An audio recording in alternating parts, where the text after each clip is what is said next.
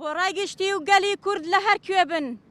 سەبارەت بەو هێرش و داگیرکاریەی کە کرایە سەر هەردوو گەڕەکی شێخ مەخسوود و ئەشرەفیەی حەڵەب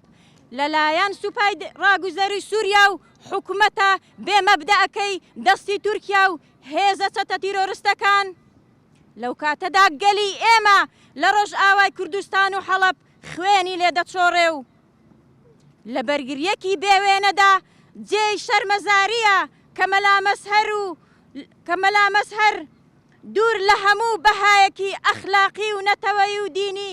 کەوتە ئەرێکردن و پیا هەڵدان و بێڕێزیکردن بە تەرمی پیرۆزی شەڕوانێکی ژن و هێرشە ناڕەواکانی چەتەکانی ئەحمەد شەرع و پاساو هێنانەوە بۆ ئەحمەد جۆلانی گەورە تیرۆریست و وەسفکردنی و لە کاتێکدایە هیچ کات ئەوەندەی ئێستا کۆمەڵگەی کوردی بە هەموو چین و توێژەکانی و هێزە سیاسیەکانیەوە لە بەرامبەر ئەو هێرشە ناڕەوایانە و ستەمکارانەدا یەکدەنگ نەبووە کە بە هەزاران تیرۆریست و بە سەدان تۆپ و تانک و فڕۆکە بێفڕۆکەوانی تورکی و بەرامبەر چەند ئەندامێکی ئاسایشی ناوخۆ لەو دوو گەڕەکە کوردیا وای کرد هەموو کوردێکی خاوەن ویژدان و زۆربەی مامۆستایانی ئاینی پایە بەرز و هێزە سیاسیەکان دژی ئەو هێرشە ناڕازی بن و پشتیوانی ئەو کچووکڕە بەرخۆ دێرانە بکەن کە سەری هەموو کوردیان بەرز کردەوە